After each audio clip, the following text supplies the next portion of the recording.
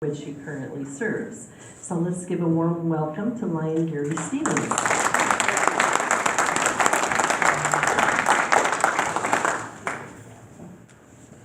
Thank you, President Sue. And I'm real excited to be out here because you guys have been extremely generous to the Minnesota Lions Diabetes Foundation. And we all know people who have diabetes because it affects us. So in going through, I just want to talk a little bit about the foundation. It was established in 2008.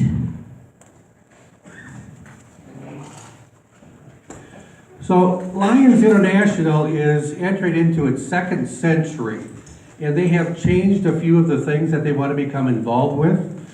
So these are the main 5 categories that you will be hearing about as we go on. Diabetes, vision, hunger relief, environment, and pediatric cancer. Now we're fortunate in Minnesota because probably about 15 years ago, there were some individuals that said, you know what, we need to get behind diabetes.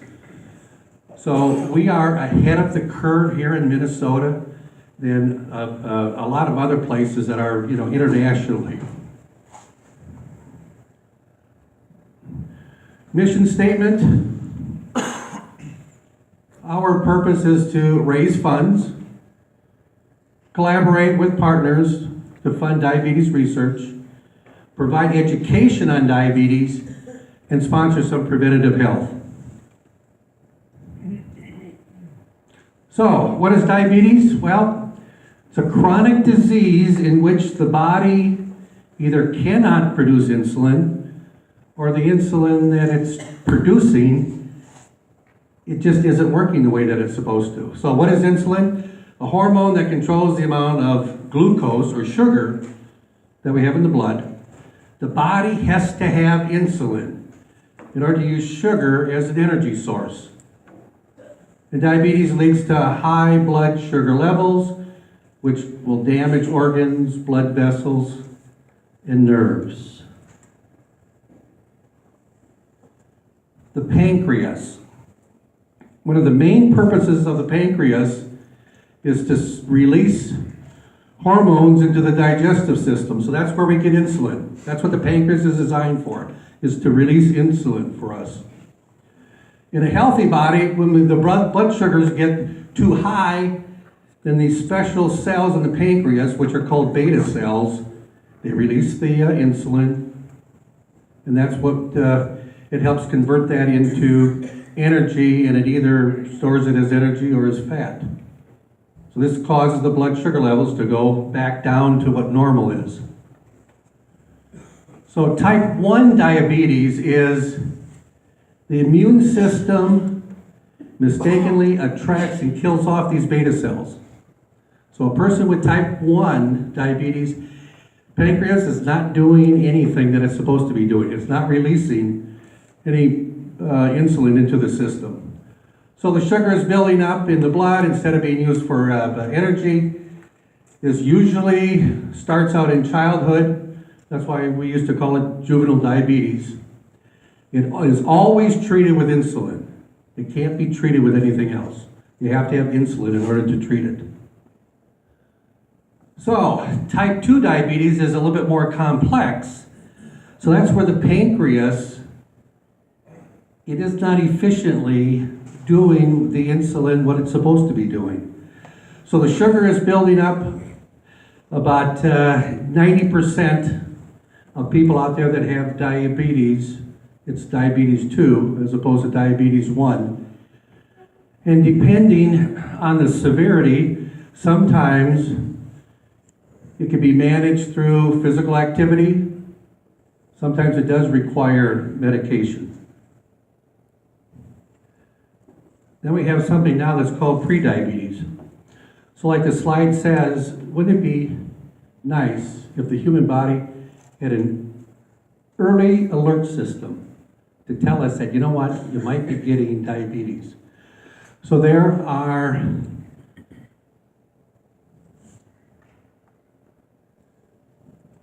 prediabetes, that's where your blood glucose level is too high, but it's not quite high enough to be a diabetic.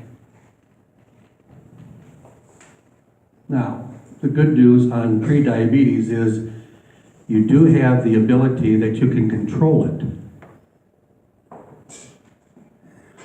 So what are just typical complications from diabetes? We have kidney issues from it, foot problems, lower limb, eye disease, heart attack, stroke, anxiety, nerve damage. So you want to know what the causes of diabetes are? They really don't know. But there are some risk factors that are involved. Age, sex, family history, high blood pressure. So I'm going to go through this little example here, and you can find out if you are at risk for diabetes. So I've got 7 questions to ask, and there's a numeric number that gets attached to it. So you can just use your fingers under the table if you don't want anybody to know what the numbers are. So, we talked about age. If you're under 40, no points. If you're between 40 and 50, 1 finger. 50 and 60, 2. And 60 and over, 3. Now, unfortunately, if you're a man, well, that's another point. 1 more finger. If you're a woman, 0. However, if you're a woman, if you've ever been diagnosed with gestational diabetes, that's another point for you.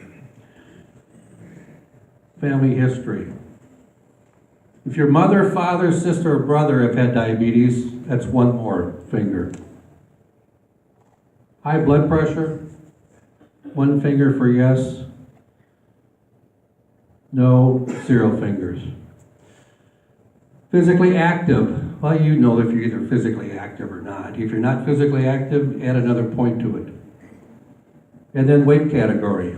So, I got a chart here for the weight. I'll just pull out something random. Let's assume that you're 5'10". If you weigh less than 175 pounds, no points. 175 to 208, 1 point. 209 to 277, 2 points. And 278 and over, 3 points. Now you add up those numbers, and if you're on this hand and that hand and on your toes, if you scored 5 or more, you have a risk for diabetes. 5 or more. Well, unfortunately, most of it, or a lot of us here, are over 65 or whatever, male, so we're kind of predisposed. Okay, we got 29 million people in the United States that have type 1 or type 2 diabetes. I work better with my glasses on. Jeez. Unfortunately, 1/4 of them do not know it. So they have not been to their doctor. The doctor has not told them that they have diabetes, but they have either type 1 or type 2 diabetes. For those of us 65 and over, 26% of our population are diabetic. 86 million have pre-diabetes, of which 90% don't know. And what happens when you go see your doctor and they run the test, what you're looking for is your, what they call fasting blood glucose. So that's where you haven't had anything to eat the night before, you go give them a little bit of blood. Everybody in here should know what that number is. And if you don't, the next time that you have your physical, or you can go to Cub, or you can go to Walmart, and they will tell you what it is. If you're between 100 and 125, then you're pre-diabetic. If you're over 125, you fall into the diabetes. So if we look at the 29 million people that have diabetes, the 86, that's 1/3 of the population. So we got, what, 60 people in here? 20 people have diabetes or pre-diabetes. There's an article, Forbes magazine. Are you one of the 33% with diabetes? 90% don't know it. Now, if you have pre-diabetes and if you don't do anything about it, well, 15 to 30% will develop type 2 diabetes within the next 5 years. And this is not unique just to the United States. This is a global problem. Global diabetes gets worse, 10 million more in 2015. Sometimes you can control it. Oh yeah, we'll talk about that in the next slide, I think. So how do you know if you have diabetes? A few signs. Always tired, frequent urination, you have sudden weight loss, you have sores that won't heal, sexual issues, you're always hungry, blurred vision, tingling in your feet, always thirsty. Those are some signals, those are some signs. And this just talks about, you go see the doctor. If it's a level of 126 and above, yes, you do have diabetes. So what are the treatments that you go through? Number one, you have to keep a close watch over your blood sugar level. And you work with your doctor, combination of meds, exercise, and diet. Now, with type 1 diabetes, there's a lot of different drugs that you can take. Technology has helped out. So back in the day, you'd always be giving yourself a shot. Now you have continuous that you can use on that. So the good news, yeah, you can live a long, healthy life by keeping your blood sugar levels in the target range by doing the following. Weight management. You need to maintain a healthy weight, especially for type 2 diabetes. If you lose 5 to 10%, so what is that? Let's assume that I weigh 200 pounds. Oh, I need to lose about 10, 15 pounds. That takes it down by about 20%. If you're type 1 diabetic, you will always be on insulin. Type 2 sometimes is managed through insulin, but a lot of times it's through physical activity, meal planning. They have learned that stress in our lives is one of the factors for diabetes. So a lot of times you go see your doctor, they'll talk about, stress management. High blood pressure is not good for diabetics. Your blood pressure should be below 130 over 80. So I want to talk a little bit about sugar. Now, most of us, when we go to the grocery store or whatever, you guys ever look at the package? How many calories? How many, what do they have on here? We have calories. We also have how many grams of sugar that are on it. So I know in this case it says 250 calories, and then it says 65 grams of sugar. Now, does anybody know what a gram is? So, you live in the United States, we know what pounds and ounces are, we know what cups are, what quarts are, we know a tablespoon, a teaspoon. Do you know what the conversion factor is to convert grams to teaspoons? Anybody know? Now, what's interesting is I've pretty much given this speech to 1,000 people. I've had one person that knew what that conversion factor was. And that's somebody that was a food scientist at Land O'Lakes. 35. No. But I will tell you shortly.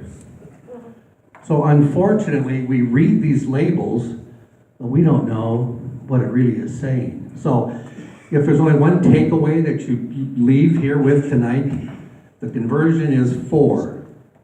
4 grams of sugar is equal to 1 teaspoon.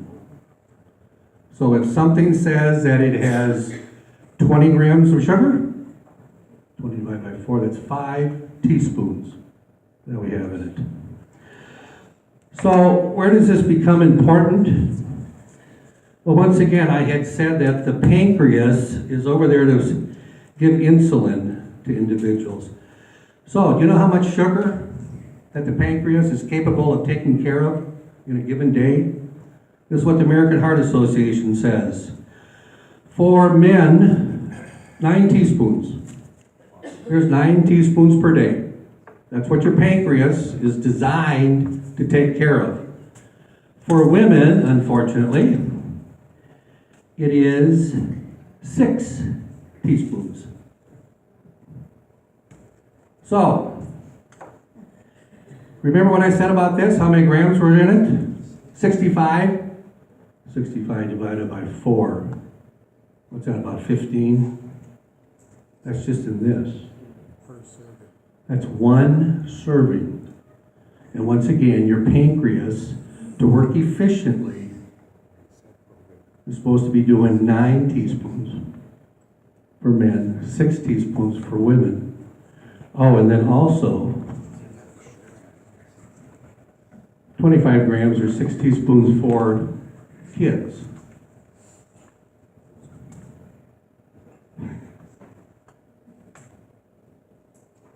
So, what is sugar?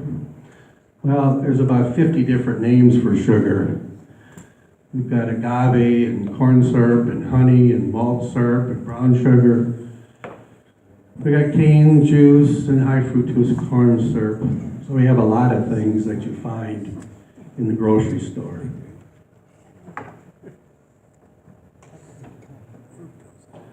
So we've decided, one of the things that the Minnesota Lions Diabetes Foundation is all about is education. So we're trying to get the word out a little bit about, and that's why I got the magnet here, rethink your drink. So when you go through, this is how many. There's one that fell. Oh, yeah, thanks. So if you have something like flavored water, guess what? No teaspoons of sugar. Now, for those of you that drink Mountain Dew, so this is 20 ounce Mountain Dew, and it has 19 teaspoons of sugar in it. So one of the events that I was at Cub Foods, and this woman was waiting to get her blood tested, and I noticed that she had water in her grocery cart. So I said, well, it's nice to see that you're drinking water. And she said, well, I had a heart attack last year, and in talking to my doctor, I made some changes. And I said, well, do you mind sharing with me? And she said, well, I used to get up in the morning and I would drink a 20 ounce Mountain Dew. And then I'd go to work, and then when other people were taking a coffee break at 10 o'clock, I'd have another 20 ounce Mountain Dew. And then I'd have one at noon, and one in the afternoon, and one at night. So I'm thinking, well, if it's this much teaspoon, well here, so this is what she was consuming just in Mountain Dew per day.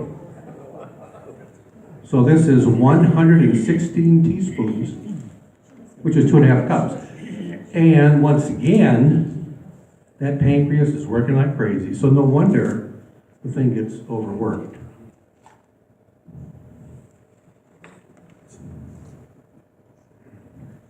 Now, unfortunately, what's happening with our kids, so up there at the top, that's how many sugar packets that they're supposed to have per day. 6 teaspoons. This is what they're really consuming, 19 teaspoons. And that's pretty much from the 1 and 2 year olds or whatever. And even when you think that you're doing something healthy, like let's say orange juice, 12 ounces of orange juice, got 12 teaspoons of sugar in it. So you're better off to eat an orange or eat 2 oranges as opposed to consuming orange juice. So this is one of the reasons why we have the generation out there that has health issues. And a lot of it ends up being education.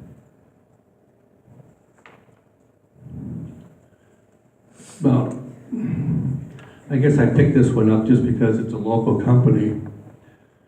Over there on the right-hand side, most of us grew up eating Cheerios. In 2014, Cheerios decided, well, let's come out with Cheerios Protein because protein is important to us. And that's what we advertise, a lot about protein. So, you have any idea how much sugar is in regular Cheerios? It's 1/4 of a teaspoon per serving. So that's about close to 0. You have any idea what Cheerios Protein is? 17 grams of sugar. It's 16 times more than what you have in regular Cheerios. But yeah, most of us aren't aware of it. You go to the grocery store, you pick up a box of cereal. So it's a matter of us being prudent on what we do. I want to read this to you since it's so small. This is an email that I got from a lion that was not able to make the meeting. This is last year. So, hey Lion Gary, sorry I'm going to miss the diabetes presentation you're making at the next meeting. I wanted to share this with you, maybe the club members present, if you think it's of value. Last year, one of my doctors was concerned about my high pre-diabetes blood sugar level of 119. So remember I said if it's over 100 to 125, that's pre-diabetes. He's at 119. I'm a big fan of drinking my vitamin C, and I used to drink, not from concentrate, orange juice. This year's blood work indicated that I had reduced my blood sugar level from 119 to 107 by switching to low sodium V8 juice. Not much extra physical exercise due to other issues. You may use this information in your presentation, and then it came from me if you believe that it would help. Feel free to give me a call. So here's somebody, he just made one change. Instead of going with the orange juice, he's going with the V8. He's going from 119 down to 107. So for those of you that may think that you have pre-diabetes, or that you have a diabetes too, you need to make some lifestyle changes. And it doesn't have to be huge. So it's like talking about exercise. You don't have to join a club. You just have to go out, walk a little bit, lose a couple of pounds, and all of a sudden and make a few lifestyle changes. So I don't know, if you're usually eating a Snickers bar every day, well, find something else. Get yourself an orange or an apple to make small changes. Because if you don't, diabetes ends up being a real bad deal. So, what are the Lions involved with? How can you help?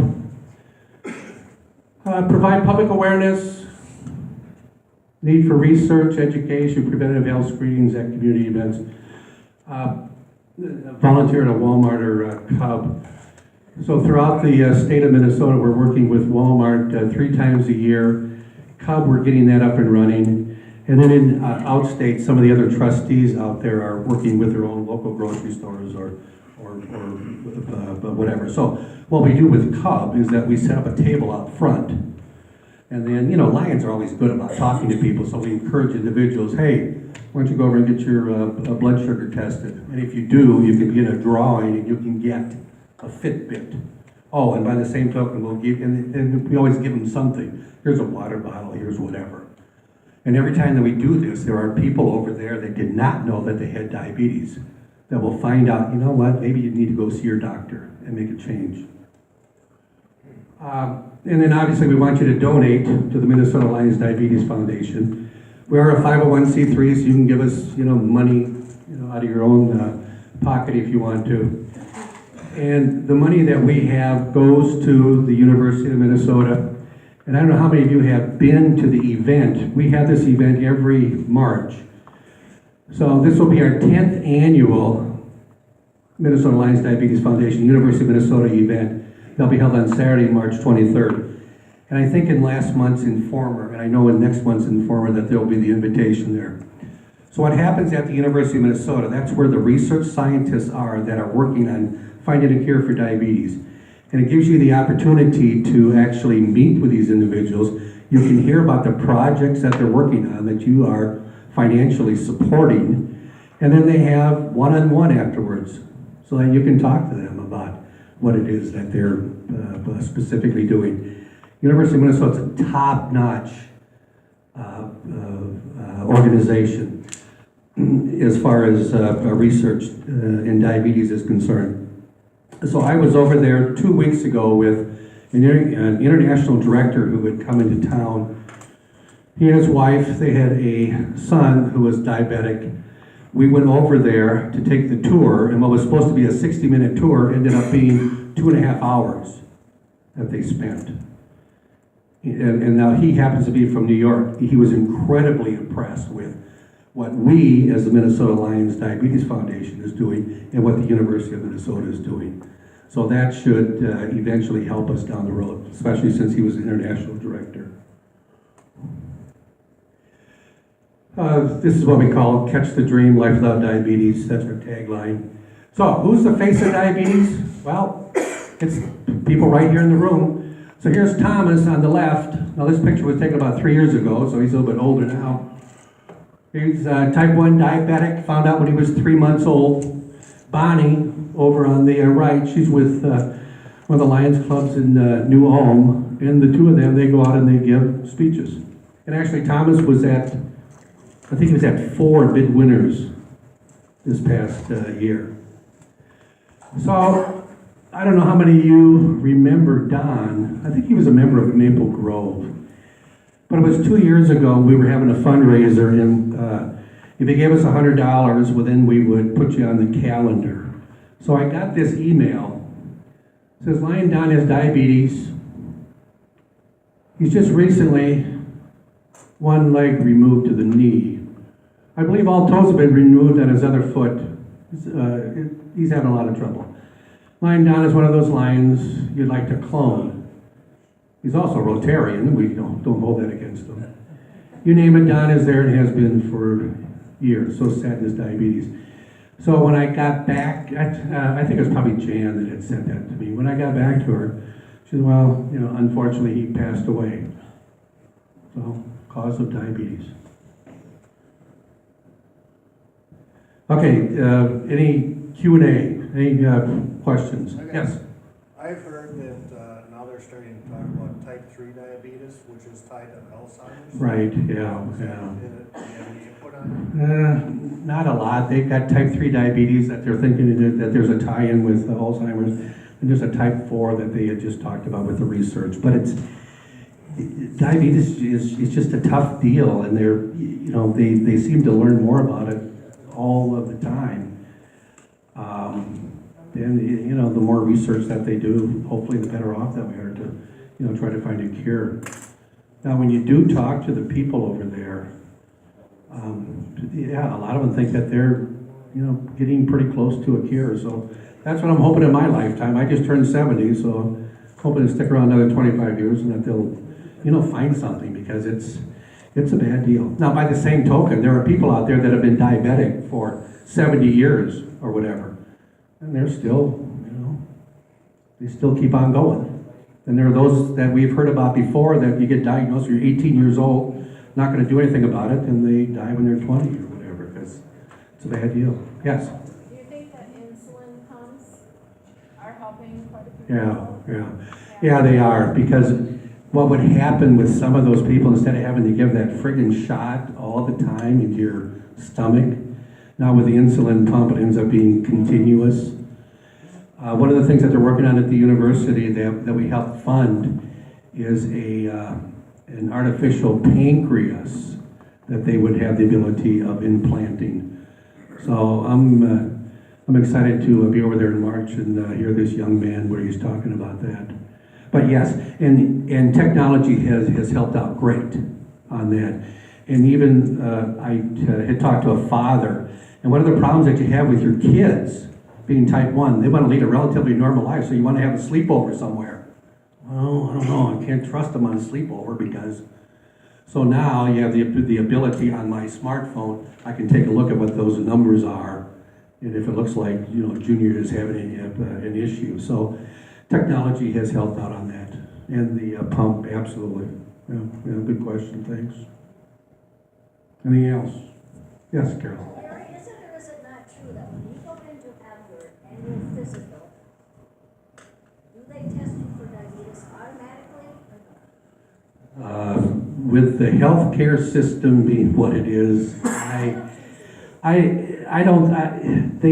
they probably don't, but they should. And that's why so many people don't know. Well, yeah, exactly. I mean, it's like, 30 million people have diabetes, but a fourth of them don't know it. So, yeah, two takeaways from if you forget about everything else. How many grams are in the conversion factor, 4 to 1. And number 2, when you go see your doctor the next time, make sure that you know what that number is. Because you know what your blood pressure number is. You need to know what that blood glucose number is. So make that mandatory. I gave this speech 6 months ago, and afterwards I had a guy come up to me and he said, yeah, gee, I just found out that I'm diabetic. I said, well, I'm sorry. He said, I've been as healthy as a horse. I haven't been to a doctor for 20 years.